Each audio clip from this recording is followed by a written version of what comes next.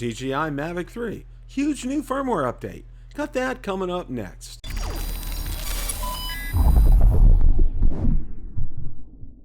Bill the Drone Reviewer here. If you like the content of this video or anything on my channel, make sure you hit the subscribe button and ring the notification bell so you don't miss any future content. With that, let's begin. The other night I hosted Rotor Talk Live and was joined by Mr. Marcus Crawford and Mr. Ron Braun. We spent the better part of the evening discussing all the latest regarding the new firmware update for the DJI Mavic 3. So without any further ado, let's roll that clip in its entirety. Now we're going to talk about the main topic of the evening. Boy. And it's not the Mini 3 Pro, okay? So all the people that are whining about us talk about shipping can shut up now, right, Bill? Exactly, okay. Exactly, okay. I love you guys, just joking. It was stated in the chat last week, if I remember correctly, okay? Someone had mentioned something about a firmware update for the Mavic 3 in the chat. I wonder who that may have been, okay? A man that'll go nameless. He will remain nameless, but he's under DNA. We thank him nonetheless, okay? I'm going to pull up the article from Drone DJ. We're going to go over everything here, and then we're going to get our takes on some of this stuff. And Bill, I got a little tip for you. I actually got done today, and I flew it already, so I got some. You I got did. some hands on to get to that point. But you run your agenda first, and I'll keep quiet. Okay. All right. Let me go ahead and get this article up here, because it was a very good article, and I want to go ahead and get this shared. All right. DJI releases new firmware update for Mavic 3 drone, and it's a big one. Yes, it is a big one. Okay. It took a long time to get it done, Bill, on the desktop. Before that, okay, make sure there's a couple of important things before we get into what the firmware update is. The RC-N1 remote controller firmware needs to be updated to V04.13.0600 and DJI RC Pro remote controller firmware to V03.01.0700. You also need to update the DJI Fly app, both on iOS and Android, to V1.6.4 to see the new features. Now, I'm going to go through all of these because I think this is important here. So don't skip anything, Bill. These are biggies. These are a lot. There's a lot here. So give me a minute.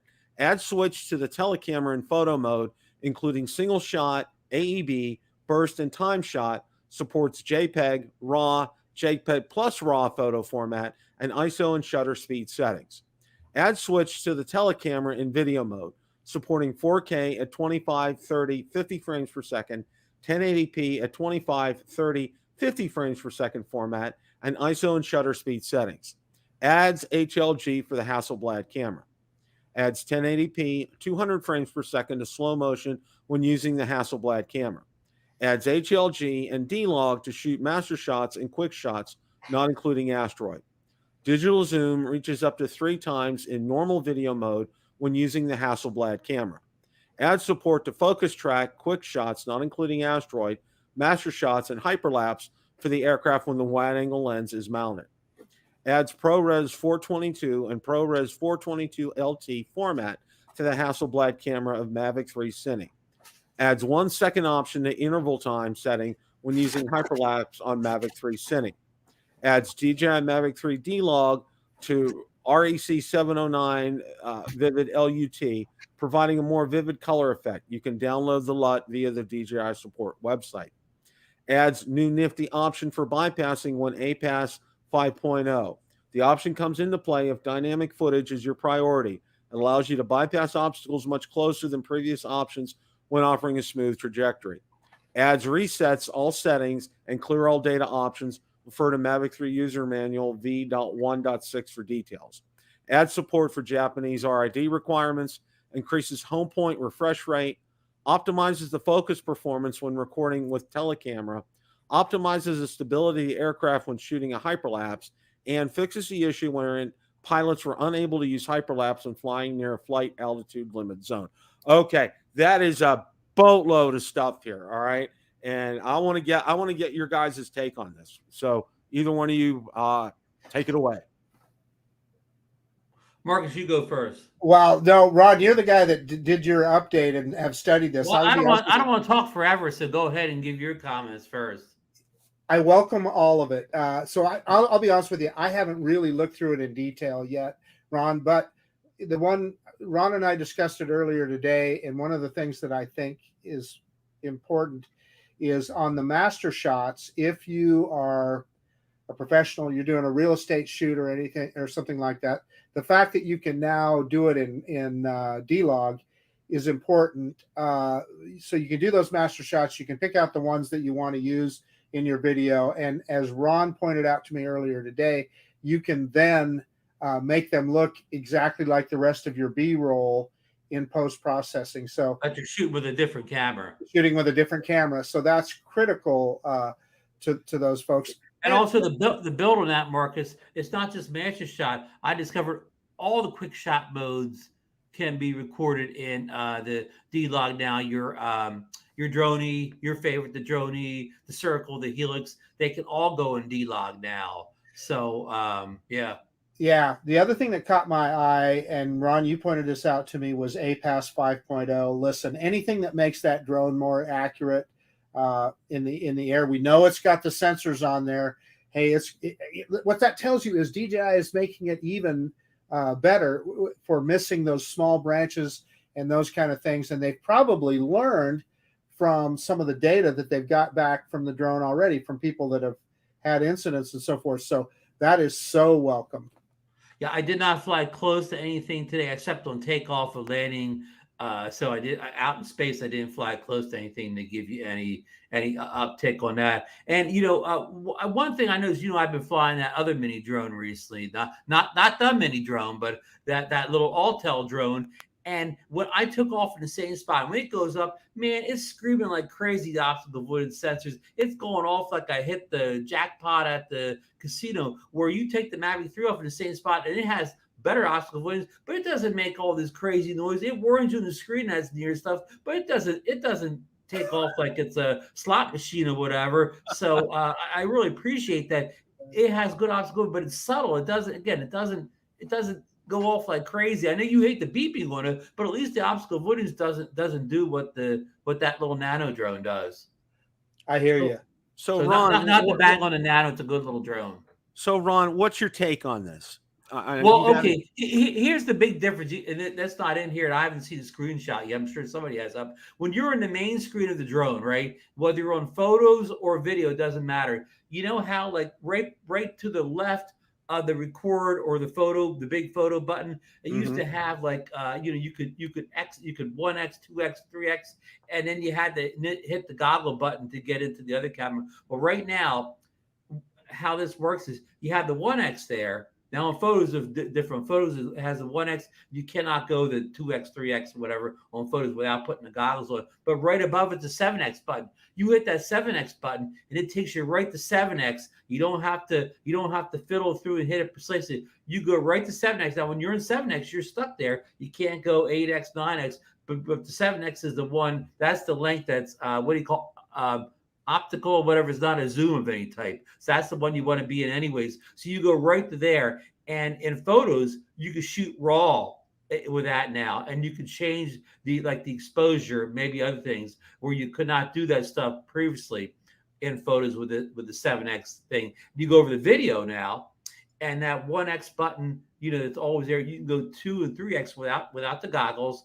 And the 7X button's right above it. So you can hit and go straight to the 7X. And in video, even in that 7X, you can now shoot in video D-Log and now HLG. And what HLG is, it's a like a color profile that makes it easy for you to edit in HDR. And I could go down a whole road here, whatever. But for people who have big HDR TVs, whatever, you can go in, you can fix that up so it'll look, usually with LUTs, you can make it look great for HDR. But the key is you have to have an HDR compatible computer screen to see what you're doing, though. So I have that on my new MacBook Pro M1, but not everybody has that screen. I don't want to go down that road. But that's some of the big improvements right away. And Marcus and Bill, wait until you get there. You can easily go to that 7X button and and boom, and then boom, oh, I want a raw photo, boom, I want to shoot D-Log, I mean, it makes it so much better. But you can still, if you want to, the goggle, you can still go and hit that goggle thing from that menu on the right or whatever. You can go in the goggles, and the goggles work the same way they always worked or whatever, except that I think some of these raw and D-Log stuff is in there now too. So it's a lot to unpack in there, Bill. Go ahead, Marcus. Quick question. So when you click on the binoculars to go in Explorer mode, do you still have to be in just 4K 30, or can you be in 4K 60 or? There's no one answer to this. It all depends on what you're in, what particular thing you're doing there. But I noticed that a lot of stuff now you can go 4K 50 on some of this stuff. Not 4K 60, but 4K 50. So that just means that you can still do what you want to do, Marcus, but instead of shooting 30 frames per second, you just shoot like 24 frames per second and double it up to 50 or whatever. Or 25. 25 is more of a European frame rate, but just do 48 and then just do 24, then set your shutter to 48, and you'll still be able to slow down. Yeah. There's enough stuff here, all right, with this firmware update.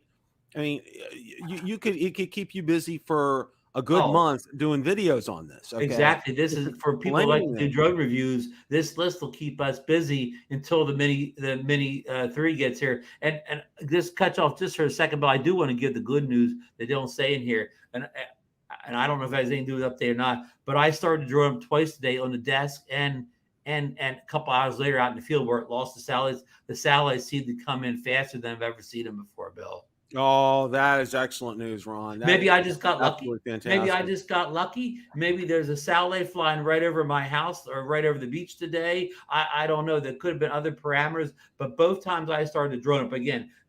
I had enough time in between at the second start at the beach, did not retain the satellites. I had to regain them again, but both of those were lightning quick. I think for me, one of the things that that excited me was what they did with the zoom here. Okay.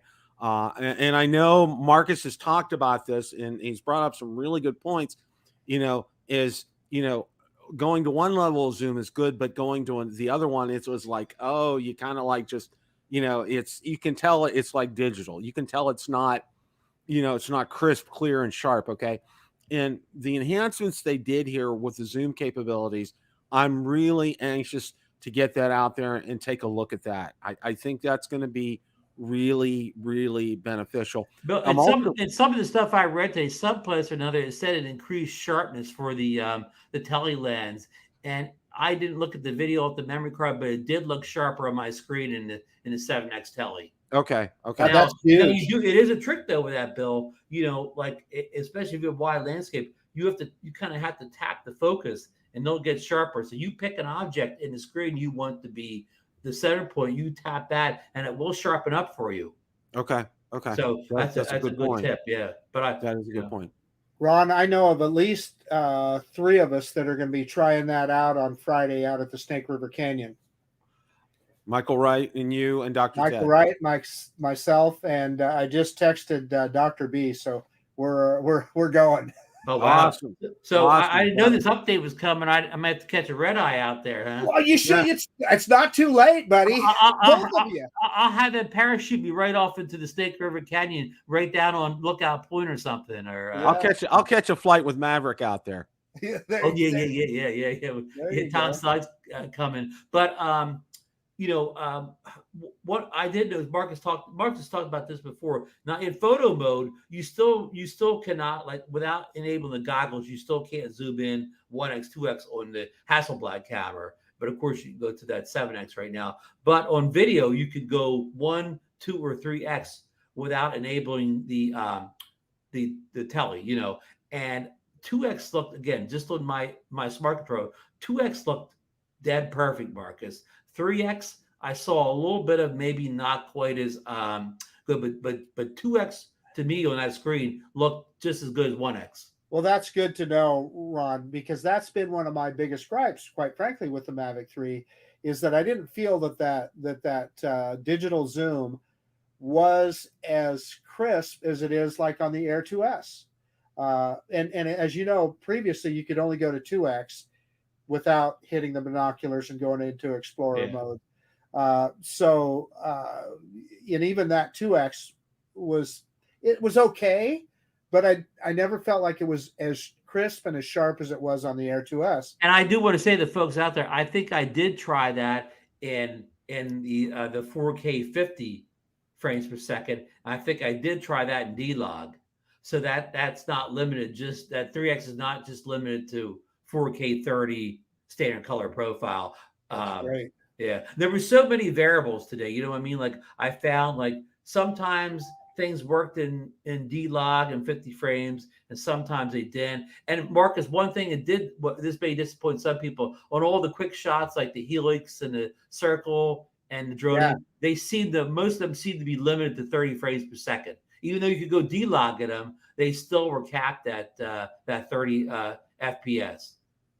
Yeah, well, that kind of makes sense, doesn't it? Because there's probably only so much processing power on that drone, and even if there is processing power, probably the more of it they use, the more it affects battery life, etc. So I'm sure there's always a balance when they engineer that stuff. So I don't want to get too fanboy here, or whatever, but the updates that came out today, I mean, they may not be important to everybody, but these are little nit things that a lot of the hardcore users have been wanting, all these D-Logs and HDLs and raw photos of different modes. But I think to everybody, to just the common user that doesn't do all the other stuff, what they did today for the zoom lens, the tele lens, is worth the price of admission just itself. They took something that was kind of like not all that useful before, and they just made it a lot more useful today. I agree, Ron. And and one of the things that I saw in there that really intrigues me, and I want to try it out because I haven't had a chance to do that, is that new slow motion. It's 1080p, but it's 120 frames per second. That's 200 now, Bill. 200. Oh, okay, yeah, that's right. They bumped it from 120 to 200. That was the big news today. That's the big thing. You're right. This bump for that's going to make it unbelievable, and I'm anxious to get up there and try. That's one of the things that I'm real excited about on this. You're getting some buttery smooth footage up there, huh, Bill? Yes, that's going to be that. I'm really. This is something, and you brought up a good point. For a lot of consumers, everyday people, this isn't, we're not getting really, we're not getting a new quick shot. We're not getting, a new obstacle avoidance feature or anything. These are all really kind of camera based improvements. And I'll tell you what, for those, the pure hobbyists like we are, this is meat and potatoes to us. Okay. This is something, that you look at when you're doing your footage. Okay. When you're out there shooting it and you plan it right with all the new tools that we've been given, okay, you should be able to put a masterpiece together with a $2,000 drone that would rival, like an Inspire 2 almost. I think you're absolutely right, Bill. And I think that's what people miss about the Mavic 3. When I was on Drone Seekers, not this past weekend, but the weekend before, there were people on there saying, well, the Mini 3, that will replace my Mavic 3. No, it won't. It is just not in the same league. And it's not just video quality. It's these things that you're talking about, Bill. And I've always said that I'm not the greatest stick man that there ever was with a drone. But with that Mavic 3, just like what you said, Bill, I can do some master shots and I can do some different things. And I can put together a pretty professional looking piece just as a average Joe flying a drone.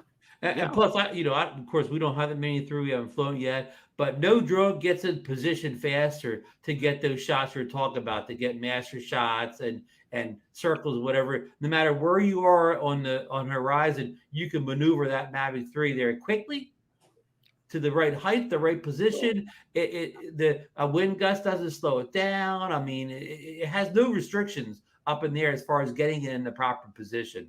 I agree. And on all safely with the obstacle avoidance, because some slower drones, you have to fly in sport mode to get any legitimate speed out of them, where the Mavic 3, the sport mode, I almost forget it's there because in normal mode, it just It's cruises so around fast. endlessly. Same here. It's with, very with, fast. with all the stuff on. And Bill, I know you said about, we talked about most of the camera. We did get that improvement to APAS that allowed it to fly closer to objects, especially in things like the quick shots and whatever. So that's going to be a boom to even hobbyists or whatever, because hobbyists are the ones that are going to be using these features the most, and now they're going to be even safer with that increased APAS. Let me pile on a little bit, Ron. So the other thing that people need to take into consideration, and especially here in Idaho where I'm at, if I'm going up into the mountains, up on the Boise front, going up towards Bogus Basin, or often if I'm out in the canyon, there are high winds. With the Mavic 3, it's just not an issue. The drone doesn't even know it. You go out there and you fly it like you would any other drone. A drone like the Mini 3, it's going to be something you have to think about. Whereas that Mavic 3, well, an example that I always use is when I was on vacation, I went flying out over the Columbia River when I was in Oregon. Well, a mini drone would not have been able to do. I had the Air 2S that day, and heck, I couldn't even keep a cap on. The wind was blowing so hard. That drone, it just went out there. I went to the other side of the river and back, and it was fine. Yeah, there are benefits. Yeah. Hey, Bill, I want to, you have to highlight and comment again. Well, I'm about to get Melanie's comment a minute ago about the bypass feature. And what she's talking about there, usually when a drone in is optical avoidance or bypass, or whatever word you want to and down here, but when it's flying itself, it may go around stuff, but it tends to be less cinematic. It looks a little jerky, like the Scotty 02. It's the greatest drone ever, but it's always in optical avoidance mode, so it always looks a little jerky. And I can't, I don't know if this will cure that. What she said, I don't know if this new thing will help it look any smoother going around objects. I hope it does, but I can't say one way or the other, where it does. But I guess the bottom line is, even if it doesn't make it smoother, if it doesn't hit anything, that's the biggest benefit of all. Question of the day. What did you think of the DJI Mavic 3 huge firmware update? Let me know in the comments section below. Thanks so much for watching, and remember, it's a great day to fly.